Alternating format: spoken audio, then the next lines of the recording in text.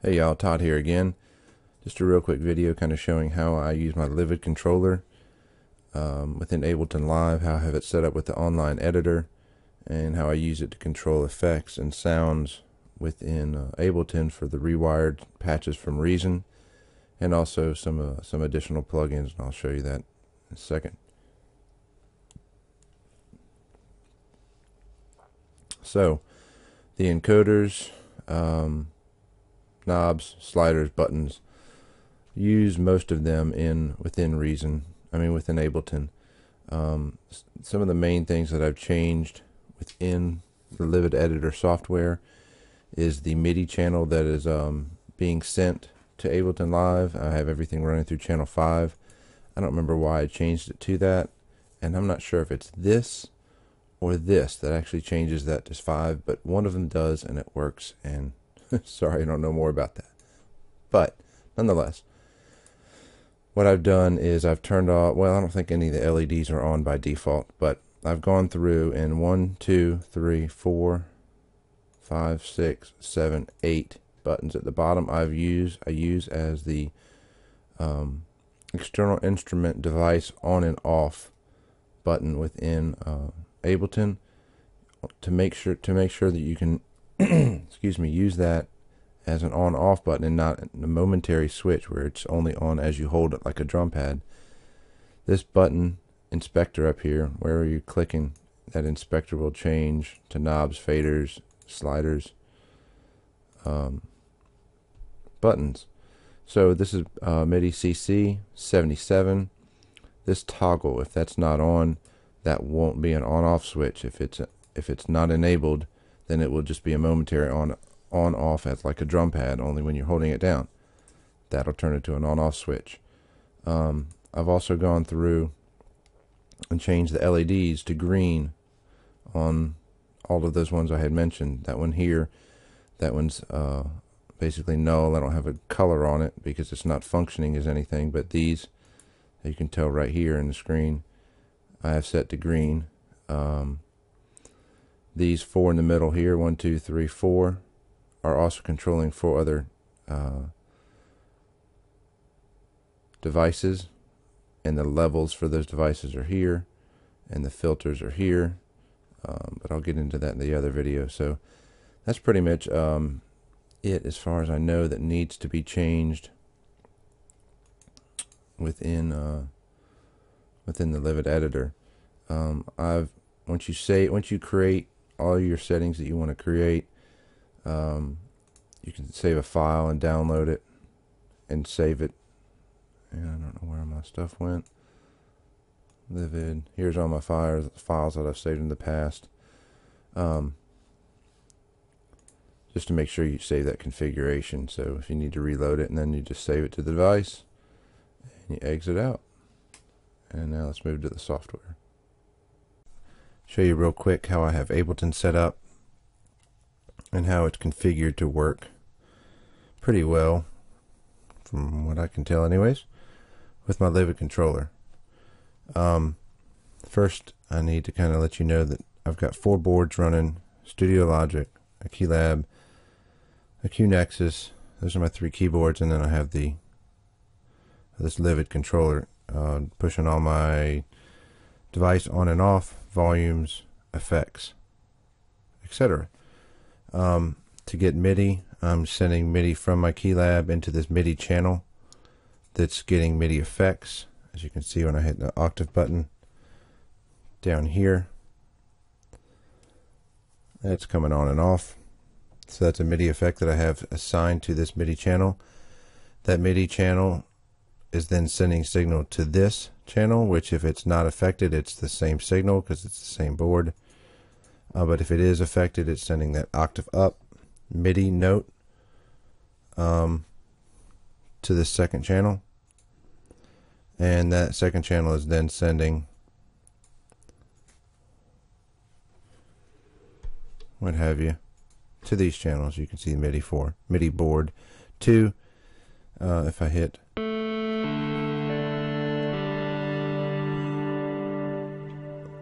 you can see I'm getting MIDI signal on all of these drop downs right here. from that board. These are all Reason instruments, external instruments right here. I've mapped that power button, essentially, that on-off for that synth, or for any whatever instrument is, to this type of button down here, so that I can not be sending MIDI signal to Reason and overloading my CPU. I was around 30, 35, getting close to 40% on my CPU and starting to clip at 40 to 45. Had to do something about it, either cut back the number of patches I'm trying to push, which is certainly reasonable, maybe. That made a lot of sense. Anyways, the other option was to learn how to turn them off and on and not send as much data to Reason to be processing and blow up my CPU. So anyways, that's kind of what I'm doing. These 4 channels are controlled by my keylab. These are my MIDI bus channels. I don't know really what to call them, so I'll call them that. These 3 pads are being pushed from my Q Nexus, which these 4 buttons here are the ones, as I arm that, should get some signal as I roll up the volume. And this is the filter for the same pads. So depending on what mood I'm in for the day. Whoa, that's really loud. Sounds kind of whiny pad, I'll call that. Sorry, Ian, I think that might be one of yours. Oops. But you're not whiny, just the little pad sound a little whiny. I don't know why I called it that. Anyways, that's the Q Nexus, and then this piano CP80 in Rhodes is over here. Guess I can close that. These 3 channels, I've got contact coming in with the Giant, and then I've got CP80 in a Rhodes coming in from Reason. This is a keylab channel that's being controlled by this button. It really gets some funky stuff going on. Let's see if I can get some going.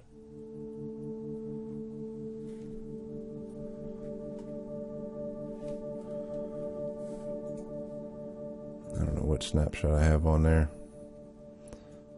I'm thinking Busy Cream's the way to go today. Whoa. That's way too crazy. Yeah, this is a really cool one. It switches back and forth.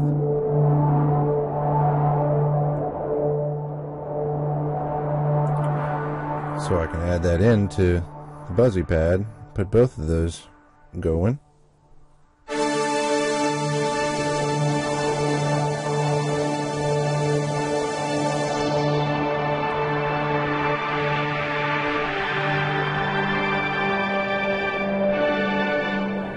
Octave on, so turn that off and it'll give you just what the board will sound without it.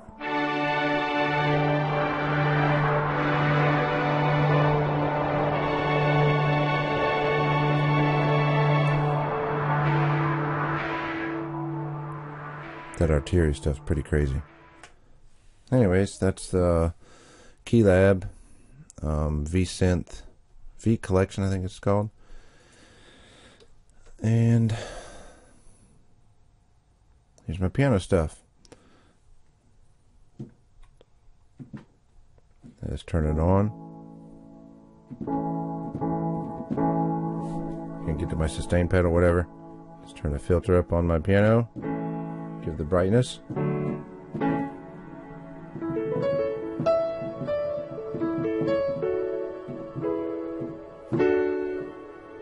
Lots of herb.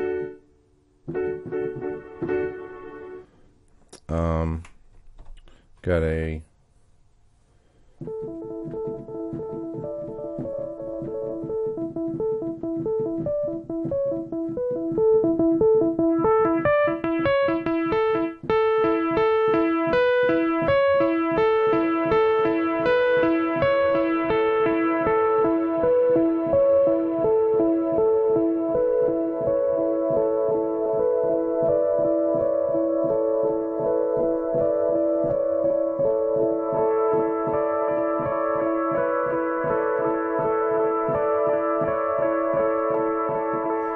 So it just makes it a lot of fun to do sound design live. Now that you've got some delay, filter, and verb to play with, the verb on this one is actually assigned to the bus channel, which I have the bus channels kind of squunched down over here.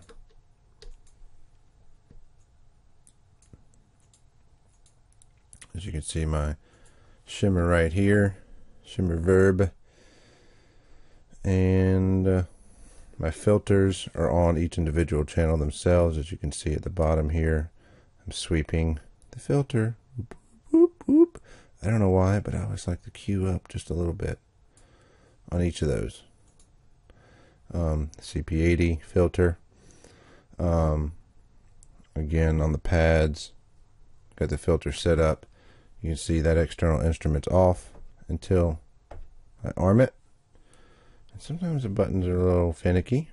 You have to be nice. Press them like they want to be pressed, and they work well. The last thing is I showed you that MIDI bus signal in. I don't know what to call it, but you turn off that and turn off something that you can really hear.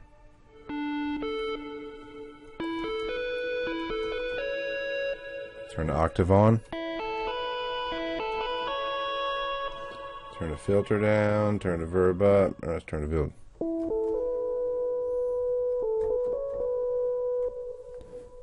Now let's turn the ARP on.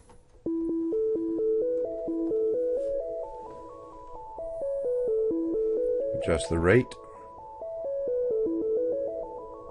Adjust the filter. And the verb.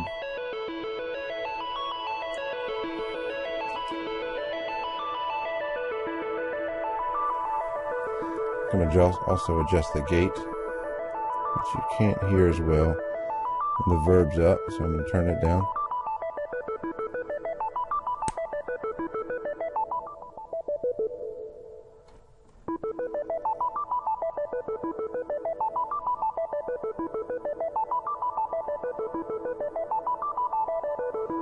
Turn off the octave.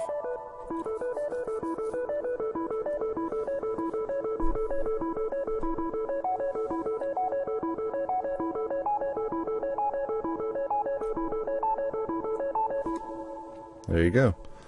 Fun with some ARP and some octave and some synths and buzzies and all that craziness. So I think that's about it. Hope I didn't bore y'all to death.